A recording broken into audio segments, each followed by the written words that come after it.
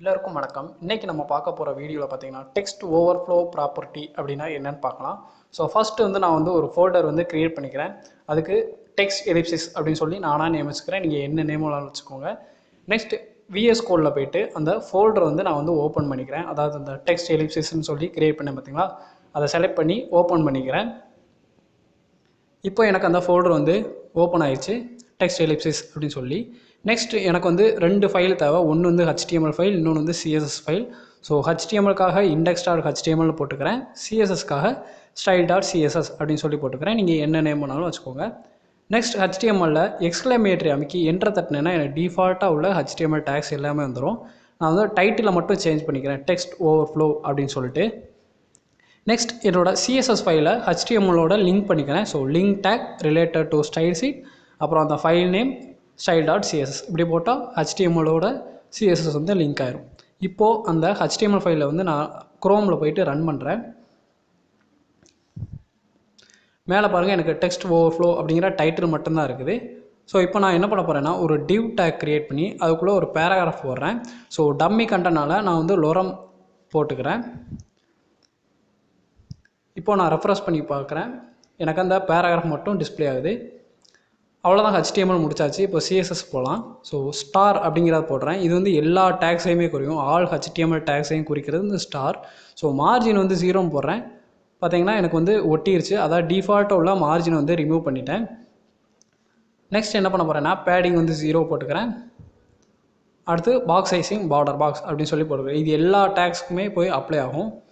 Next என்ன பண்ண போகிறேன்னா இந்த பாடி அப்படிங்கிற டேகுக்கு நான் ஸ்டைல் பண்ண போகிறேன். ஸோ அதை அப்படியே காப்பி பண்ணி பேஸ்ட் பண்ணிக்கிறேன். ஹைட் பார்த்தீங்கன்னா 100 VH வியூ போர்ட் ஹைட். இது ஃபுல் ஹைட் எடுத்துக்கணும். உங்கள் டிஸ்பிளேயோட ஃபுல் ஹைட் என்னதோ அதை எடுத்துக்கணும். ஸோ 100 VHன்னு சொல்லி கொடுத்துருக்கேன். நெக்ஸ்ட் இந்த கண்டென்ட் எல்லாமே நான் சென்டரில் கொண்டு வர போகிறேன். அதனால் display flux justify content centre அப்படின்னா எக்ஸ் ஆக்சிஸில் உங்களுக்கு சென்டரில் வந்துடும். அதாவது ஹரிசாண்டலாக பாருங்கள், கொஞ்சம் நகண்டு போச்சு. அதே மாதிரி வெர்டிக்கலாகவும் எனக்கு சென்டரில் வர வைக்கணும் அப்படின்னா அலைன் ஐட்டம்ஸ் சென்டர் அப்படின்னு சொல்லி கொடுத்தீங்கன்னா உங்களுக்கு வெர்டிக்கலாக சென்டரில் உட்காரும். பார்த்தீங்களா, ஜம்முன்னு ஹரிசாண்டலாகவும் வெர்டிக்கலாகவும் உட்காந்துருச்சு. ஸோ அவ்வளோதான். பேக்ரவுண்ட் நான் லாஸ்ட்டாக ஆட் பண்ணுறேன். நெக்ஸ்ட் என்ன இருக்குன்னா பாடிக்கு அப்புறம் div tag இருக்குது. ஸோ அந்த div tag காப்பி பண்ணி இங்கே பேஸ்ட் பண்ணிவிட்டு இதுக்கு கொஞ்சம் ஸ்டைலிங் பண்ண போகிறேன். ஃபஸ்ட்டு வித்து கொடுத்துக்கிறேன் 50%, ஏன்னா பாதி போதும் அப்படின்னு சொல்லி கொடுத்துக்கிறேன். பாருங்கள், எனக்கு சென்டரில் இருக்குது 50%. லெஃப்ட்டு 25, ரைட் 25 எடுத்துகிட்டு எனக்கு சென்டரில் 50% இருக்குது. ஸோ பேடிங் 30 பிக்சல், 4 பக்கமும் கொஞ்சம் பேடிங் இருக்கணும் அப்படின்னு சொல்லி போடுறேன். உங்களுக்கு பேடிங்னா என்னென்னு இந்த இதில் தெரியாது. ஸோ நான் பேக்ரவுண்ட் ஆட் பண்ணிடுறேன். ஸோ பேக்ரவுண்ட் கலர் பாடிக்கு நான் எனக்கு பிடிச்ச கலர் பிளாக். ஸோ பிளாக்கே நான் போட்டுக்கிறேன். எல்லாமே கருப்பாயிருச்சு. அதனால் அந்த டப்பா இருக்குது பார்த்தீங்களா, டிவ் அப்படிங்கிற டப்பாவுக்கு நான் ஒயிட் கலரில் கொடுக்குறேன். ஸோ பிளாக் அண்ட் ஒயிட் அப்படிங்கும்போது பளிர்னு இருக்கும். இப்போது ரெஃப்ரெஷ் பண்ணி பார்த்தேன். பாருங்கள், எனக்கு ஒரு டப்பா இருக்குது, 4 பக்கமும் கொஞ்சம் கேப் இருக்குது. அதுதான் இந்த பேடிங். இப்போ நான் இதை எடுத்து விட்டுட்டு ரெஃப்ரெஷ் பண்ணேன்னா எனக்கு பாருங்கள் ஒட்டிக்கிட்டு இருக்கும். ஸோ பள்ளி மாதிரி ஒட்டிக்கணும் ஸோ அதனால தான் கொஞ்சம் கேப் விடணும் அப்படிங்கிறக்காக பேடிங் கொடுத்து வச்சுருக்கேன் 4 பக்கமும். அதுக்கப்புறம் ஃபாண்ட் சைஸை கொஞ்சம் கூட்டிக்கிறேன், ரொம்ப குட்டியாக இருக்குது. ஸோ ஃபாண்ட் சைஸ் 25 பிக்சல் அப்படின்னு சொல்லி போட்டுக்கிறேன். பாருங்கள், இப்போ குண்டுன்னு இருக்குது, எடுத்துடலாம். ஸோ அவ்வளோதான், நம்ம எல்லா ப்ராப்பர்ட்டி எல்லாமே முடிச்சாச்சு. இனிமேல் தான் அந்த ப்ராப்பர்ட்டி அப்ளை பண்ண போகிறேன். ஸோ அது எதுக்கு அப்ளை பண்ண போகிறேன்னா அந்த பேராகிராஃபுக்கு தான் நான் அப்ளை பண்ண போகிறேன். ஸோ பேராகிராஃப் இருக்கா, அதை தூக்கி நான் இங்கே போட்டுக்கிறேன். ஃபஸ்ட்டு என்ன பண்ண போகிறேன்னா ஓவர்ஃப்ளோ ஹிடன் அப்படின்னு சொல்லி கொடுக்குறேன். சப்போஸ் அந்த டப்பாவை விட்டு பேராகிராஃப் வெளியே போயிடுச்சுன்னா அது மறைச்சிடும். என்ன சொல்ல, அந்த இதை டிஸ்பிளே பண்ணாது. அதுக்கு தான் ஓவர்ஃப்ளோ ஹிடன், ஓடிப்போ மறைஞ்சு போயிரு அப்படிங்கிறதுக்காக போட்டிருக்கேன். Next white space no wrap அப்படின்னு சொல்லியிருக்கோம். இது என்னென்னா எத்தனை லைன் இருந்தாலும் உங்களுக்கு ஒரே லைனில் கொண்டு வந்துடும்.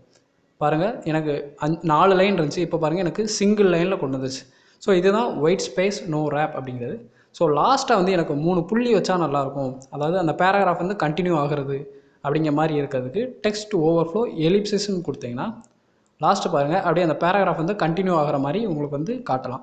ஸோ சில வெப்சைட்லாம் இடம் இருக்காது, ஸ்பேஸ் இல்லாமல் இருக்கும்போது இந்த டெக்ஸ்ட் ஓவர்ஃப்ளோ எலிப்சிஸ்ன்னு போட்டிங்கன்னா உங்களுக்கு அந்த பேராகிராஃப் இன்னும் இருக்குது அப்படின்னு சொல்லி காட்டிக்கிடலாம். இதுக்கு தான் அந்த புள்ளி வச்சு காமிப்பாங்க.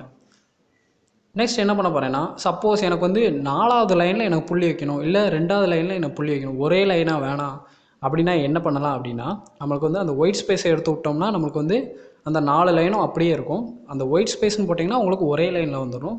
ஸோ இதுக்கு என்ன பண்ணலாம் அப்படின்னா, இதை வந்து டப்பாவாக டிஸ்ப்ளே பண்ணணும். ஸோ டிஸ்ப்ளே வந்து பாக்ஸ் அப்படின்னு சொல்லியிருக்கு. இது வந்து 4 வகையான இதை கொடுத்துருக்காங்க. ஸோ வெப்கிட், அப்புறம் இன்லைன் பாக்ஸ்லாம் இருக்குது. நான் வந்து வெப்கிட் பாக்ஸ் அப்படின்னு சொல்லி போட்டிருக்கேன். இது வந்து குரோமுக்கு வந்து சப்போர்ட் ஆகிறதுனால வெப்கிட் அப்படிங்கிறத போட்டிருக்கேன். நெக்ஸ்ட் என்ன பண்ண போகிறேன்னா, லைன் கிளாம்ப் அப்படின்னு சொல்லியிருக்கு. ஸோ வெப்கிட் லைன் கிளாம்ப் அப்படிங்கிறத நான் வந்து குரோமுக்காண்டி யூஸ் பண்ணிக்கிறேன்.